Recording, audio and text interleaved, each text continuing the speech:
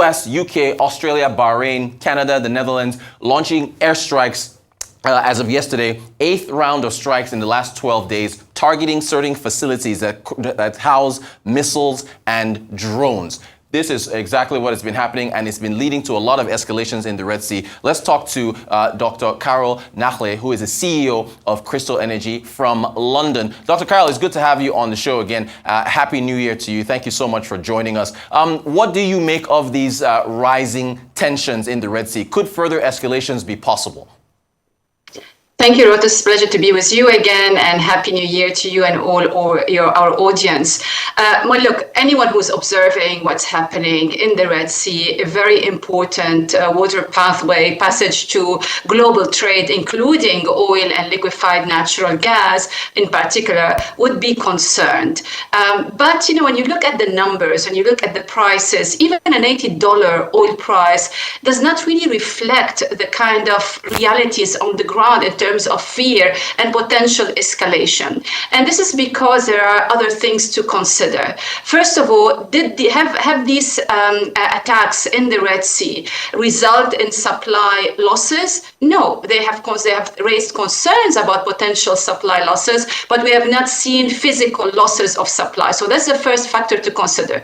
Now let's look at the second factor, which is the fear, the potential of these escalations widening and involving other players that could result in substantial supply losses. Here you have to take consideration two aspects. One, is there sufficient spare capacity in the system? And the spare capacity acts like a safety cushion.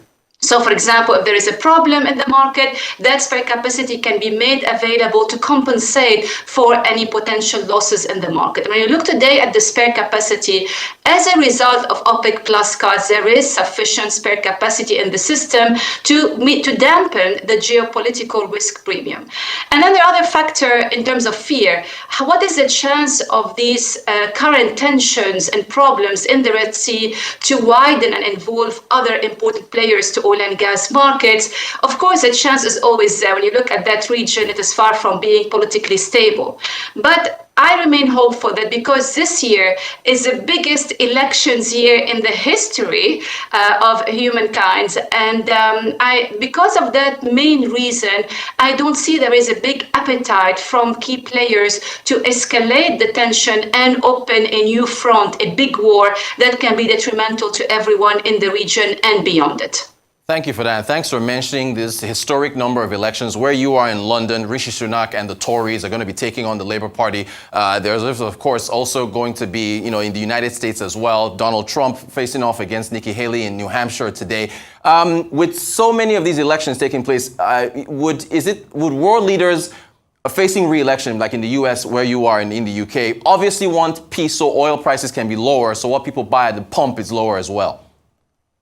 Look, I can assure you, based on my almost 25 years experience watching this industry quite closely and also looking at the history of the oil industry from the late 1800s, I'm not aware of any president or prime minister winning an election by promising high prices, high energy prices, particularly high oil prices. And it's, kind of funny because if you look at the US in particular, you can look at the approval rate of the president. They are inversely correlated with the gasoline prices at the pump. So when gasoline prices are high, we tend to see the popularity of the president declining.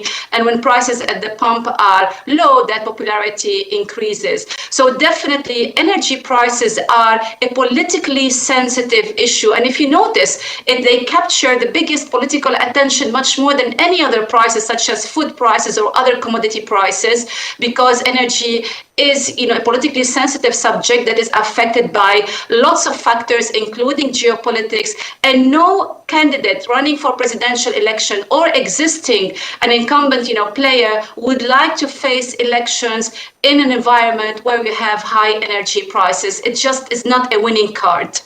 Thanks. Right before I let you go, I got to get your take here in the energy sector. The adoption of electric vehicles across the world. We've heard of a number of players in China and the United States. There's lots of competition going on. What do you make of electric vehicle adoption in 2024? What do you think it's going to be like?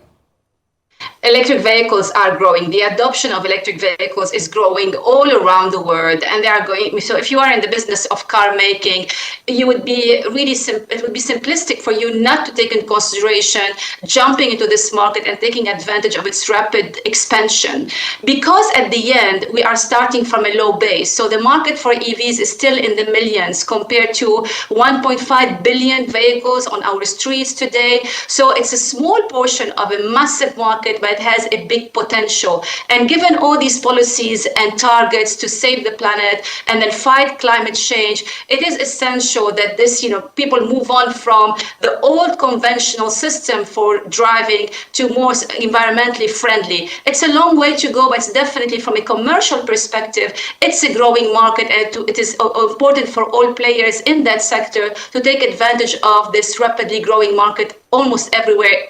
Definitely in the rich world, much less so in the developing countries, though China would be the exception.